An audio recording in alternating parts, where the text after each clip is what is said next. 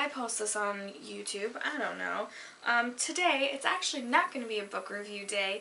It is, it's my favorite author video. I've decided to start sort of talking about my favorite authors that I have. I've got a few that I definitely will buy no matter what. I don't even care.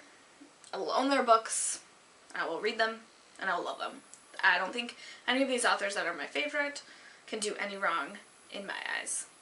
So, today I've got a British author, so let's get started. So, today's author is going to be, and I've already talked about her a few times. I talked about her in my London haul video, link below, and then I did a book review, which I'll link at the end of the video, of one of her books that I'll talk about today. I'm not going to go into any plots of the books because that's for book review times, but I'm just going to mention them and what I like about them. So today's today's author is Giovanna Fletcher. I love her so much. Her books are amazing. I just think she is so inspiring. So we'll start with how I heard about her. So obviously, well not obviously, you guys don't know my subscribe. So I watch one of the YouTubers that I've kind of followed the longest, and I don't know how I found her, really, is Carrie Hope Fletcher. Love her, as amazing. Her hair, cute. Her boyfriend, gorgeous. Their relationship that they've shown, can I have it? Okay, I'm sorry, beyond the point. So through her, I obviously found her brother Tom Fletcher, who I've actually known before because I like McFly. 5 Colors in Her Hair has been like my jam for the longest time. So good. Air Guitar, hello. Love that song as well. Anyway, and through that I found Giovanna Fletcher. Now, Carrie does book videos every once in a while, and she did. And so she actually mentioned this book, Billy and Me, in one of her videos, and so I wrote it down and I was like, okay, I'm gonna read it. Giovanna Fletcher's books right now, I think they're actually gonna be sold in the US soon, like on Amazon and stuff. But when I got all 3 of these, they aren't from America. They're from the UK. So this one was used. So this is the first one, Billy and Me. Oh, you guys. First, before we delve into Billy and Me, let's just talk about how gorgeous all the covers are.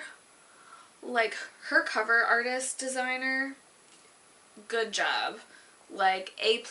I think they're so pretty. They all go together so nicely. Ooh. Anyway, so Billy and Me is the first book that she has written. Just so good. I would like to find my Billy. He seems great. Sophie May, the lead girl character, is fantastic. It's a great book because all of her books, I feel like, while they're not super unlike the adult romance, not romance like Fabio romance, but like romance, like fiction, literature, adults, it's not too far that way, but it's not in the young adult section either. I feel like it's a good mid-20s, 20 to 30 book. Like, it's like a good, if you're not super into like those type of like adult fiction books, but you are out of the young adult age, that you should be reading those. I still read those. I'm probably too old for them, but I like them. I like books that I don't have to think all the time.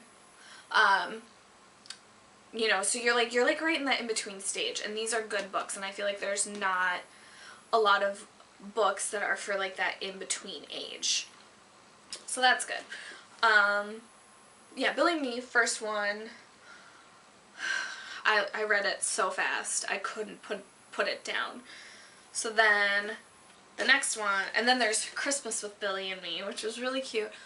Which, can she write another one? Because I need to know what happens to these characters. Okay? Giovanna, Miss Fletcher, and please, like like a Billy and Me 2, that he proposes to her, they get married, I can, you know, just tie everything up in a nice little bow for me, because I need their relationship in my life. Anyway, the next one is You're the One That I Want, which I've actually done a book review of. This one's really cute because it's told from 3 perspectives, which is really unique. This one, out of all of them, everything is tied up into a nice bow, which is great. And again, this is a good mid-20s book, and what's nice is it's interesting, but it's not too dramatic. It's not like, it's about a love triangle, as I've said in my book review of it, but it's not super annoying. It's not like one character is better than the other, one guy is better than the other. Everything seems really great, and I really, really enjoyed it. That one. The next one is the one that I just read. And you can tell this is actually from England because it has an exclusive Tesco Q&A. We don't have Tesco's here, unfortunately. And this one is Dream a Little Dream. This one, I think, it's like a tie between Billy and Me and this one for my favorite. I'm right now reading the Christmas version of this. I'm hoping he proposes to her in the end, because that's where we want Brett. Why this one's my favorite is because, you know, she has these really vivid dreams, Sarah, about this guy. They kind of take over her life a little bit, and then she meets him in person and craziness ensues. I'd like to think I am Sarah in some sense, where I have that vivid of dreams about men. Well, okay, not that vivid, but man, I have boyfriends in my dream. Mostly they're Liam Hemsworth, but you know, a girl can dream, right? So, you know, I like to think I am Sarah, and one day I will run into my real life dream boyfriend, and we will live happily ever after. Yeah? Yeah? Anyway, so yeah, I'm reading the Christmas one right now, and I'm excited to figure out what happens. What I like about her books is they're easy to read, but you do have to think a little bit, but because they're a little bit thick, you know, they're not small books, but I can read these super fast, like 2 days time if I didn't have work. I think it's really hard for me to put down any of her books, even like the Christmas books. I'm pretty sure I read Christmas with Billy and Me in like 1 day, because A, it's a novella, so it's smaller, but it was that good that I couldn't stop reading it. I am excited to see if she writes more books, because I just think she's got really well crafted characters that aren't annoying, aren't unlikable.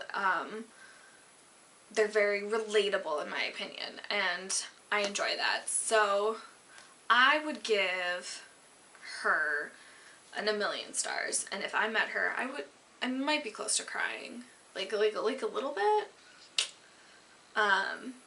Yeah, I definitely think if you like a good love story, you should read one of her books, I think, and then you'll see how much she's awesome. She's so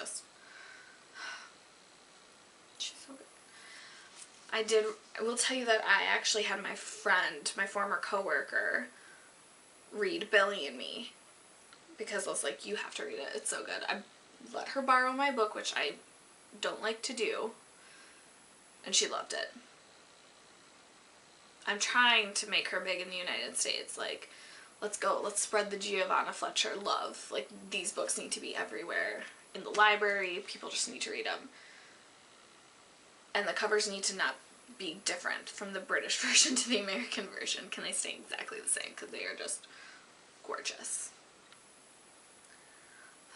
So good. So good.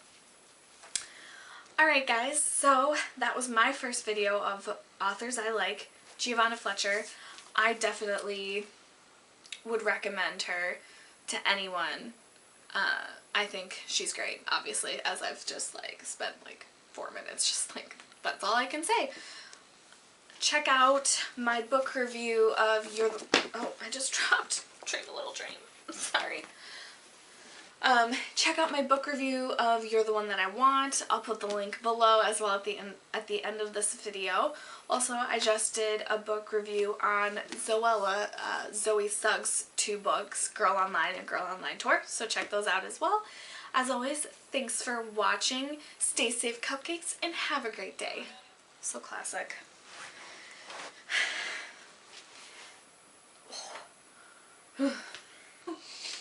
You and me going fishing in the dark, lying on the mess and counting the stars where the cool grass grows. With ill intent, don't want what's best for